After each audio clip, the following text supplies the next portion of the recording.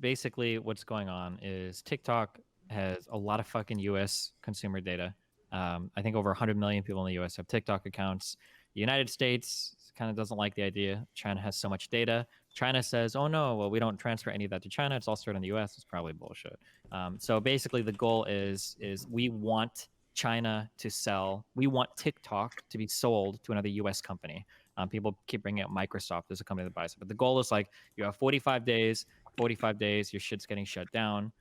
So try to sell to somebody else so that all that shit is placed in the United States instead of China having access to it. I think it's the general idea behind What do you think they mean by transactions? Like, it doesn't seem by the executive order that they intend to shut TikTok down exactly. Or was that Probably. your... The transactions just mean like doing business with. So like you can't do business with these parent Chinese companies that are 100% Chinese anymore. But that doesn't mean they're banned for users to consume. Is that it? Like, well, so like the right? way that this would look is it might ban like Google Play and the Apple iStore might not be allowed to list them on their stores, or advertisers might not. So be they're able to basically buy fucked. advertising space. Yeah, essentially. Yeah.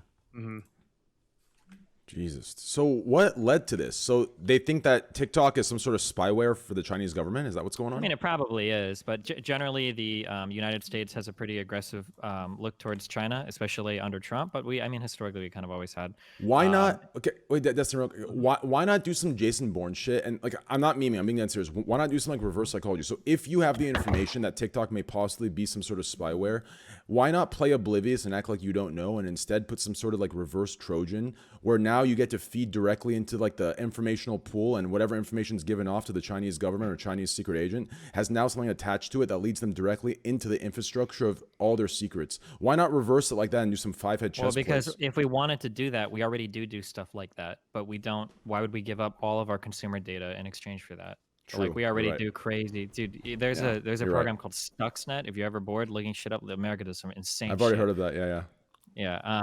Yeah. But basically the idea is like China's already been involved in like probably pretty large hacks of databases that we have in the United States. The largest one that I can think of is if you ever want to get a security clearance for a job, you have to fill out these things called Standard Form 86 or SF-86s. And every single person that's ever applied for that has had their medical information and their background information stolen by China. If you've ever filled one of those out before, all of that got stolen by like compromising databases and shit. So like China, there's a lot of like cyber warfare that goes on between like Iran, China, Russia, the United States all the time in the background. Yeah.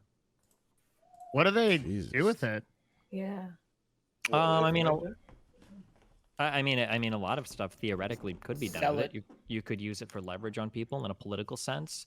You could use it to spearfish accounts. Like if you know somebody's information, like say I know like your date of birth and where you were born, maybe that's enough to pass security questions for an account. You could hack their shit. I don't know. There's like a million different potential applications for stuff like this. It's just the idea of somebody getting a hold of all of it. I mean, social security numbers, so identity theft and fraud and stuff could be tied to it. Yeah. Oh, that explains it. I get a notification all the time with like different symbols that aren't, the English language trying to get into my Blizzard account all the time. It makes sense. Yeah, maybe China himself. I got hit. He is after you. Yeah.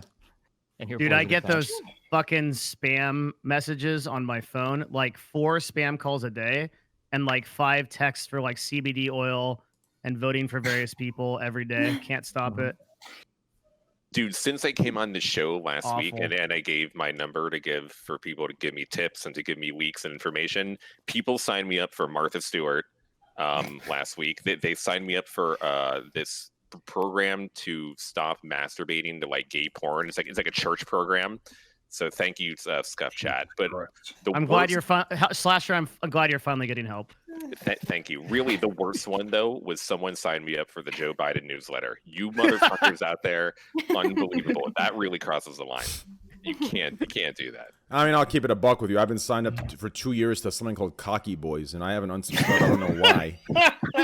Yeah, but you haven't unsubscribed. I know. I don't know why, but it's just like I don't want to touch it. Okay.